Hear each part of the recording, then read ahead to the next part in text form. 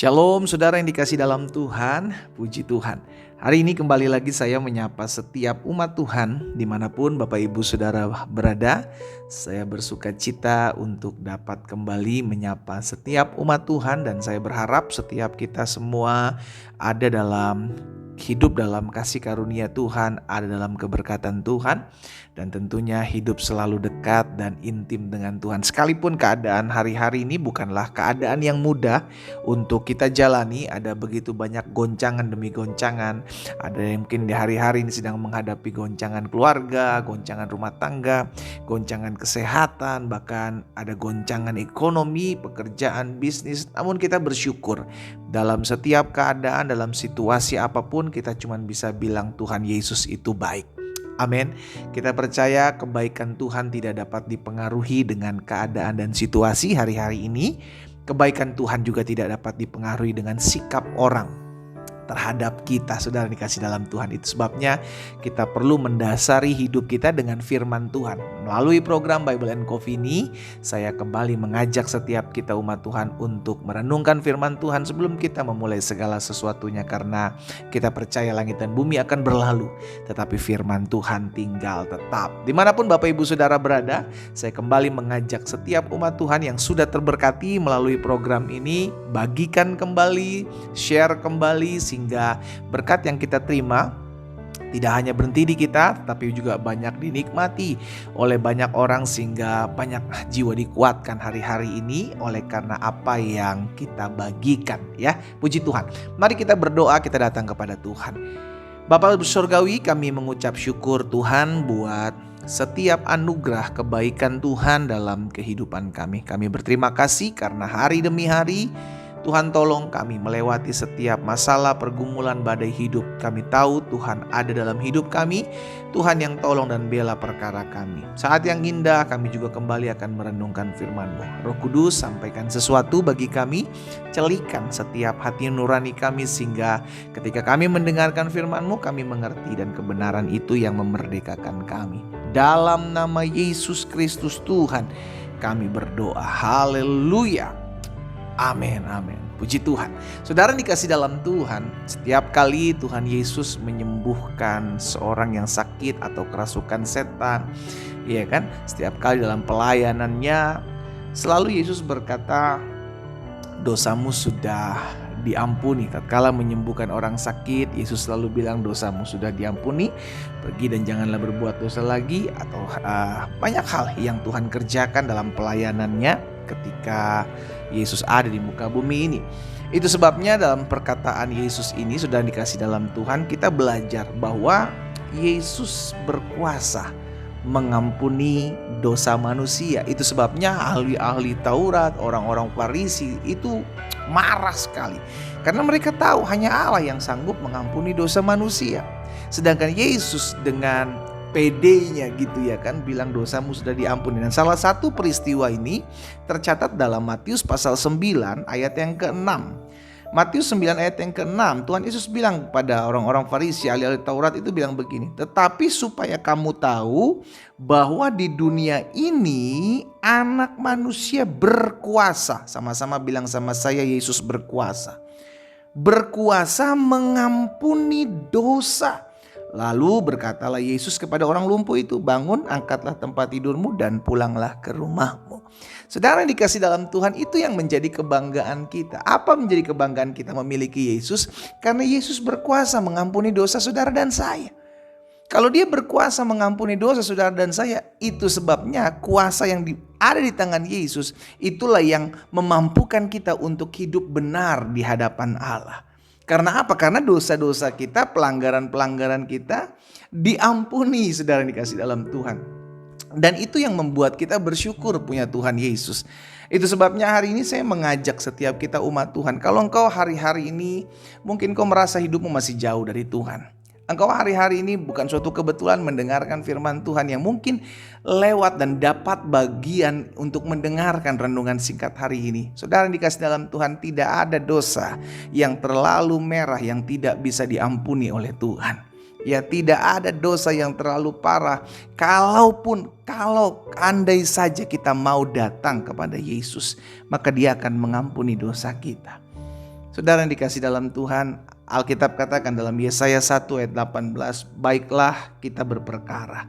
Firman Tuhan, sekalipun dosamu merah seperti kirmisi, akan menjadi putih seperti salju. Sekalipun berwarna merah seperti kain kesumba, akan menjadi putih seperti bulu domba. Saudara yang dikasih dalam Tuhan, yuk, kalau engkau masih mau memberi diri hidupmu kepada Tuhan Yesus untuk diampuni setiap dosa. Mungkin sebagian saudara ada yang berkata, tapi pendeta, dosa saya terlalu merah, saya terlalu najis, saya terlalu hina. Saudara yang dikasih dalam Tuhan, asalkan kita mau, Yesus membuka tangannya dan berkata, mari kepadaku hai kamu yang letih lesu dan berbeban berat, aku memberikan kelegaan kepadamu.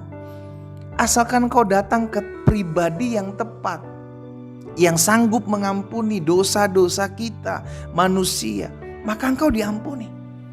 Asalkan kita dengan rindu, dengan kerelaan hati kita. Tuhan menyelidiki hati setiap kita. Tuhan melihat isi hati kita. Tuhan tahu apa yang manusia tidak tahu. Tuhan lihat apa yang manusia tidak lihat.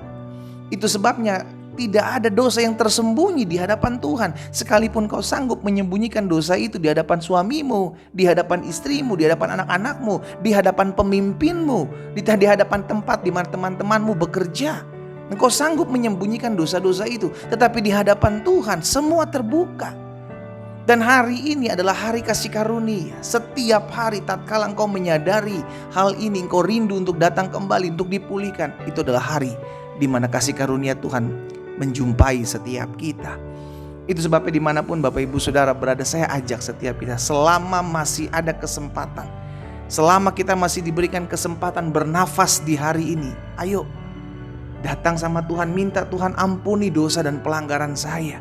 Kalau engkau hari-hari ini hidup terlalu jauh dari Tuhan, engkau hidup sembarangan, kau hidup sesuka-sukanya dirimu, dan kau sadar kau adalah orang-orang yang tidak layak di hadapan Tuhan, ini kesempatan, datang.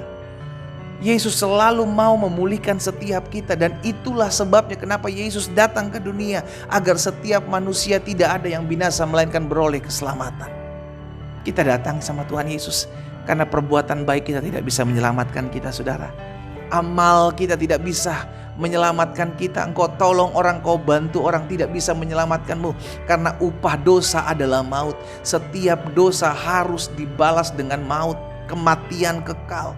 Dan yang dapat mengalahkan maut dan dapat meniadakan dosa, mengampuni dosa manusia, hanya satu pribadi yang berkata, aku mau mengampuni dosamu. Itu sebabnya Yesus berkata dengan jelas bahwa di dunia ini anak manusia berkuasa mengampuni dosa. Saya tidak tahu, saudara dikasih dalam Tuhan, kalau engkau hari-hari ini hidupmu sedang seperti apa.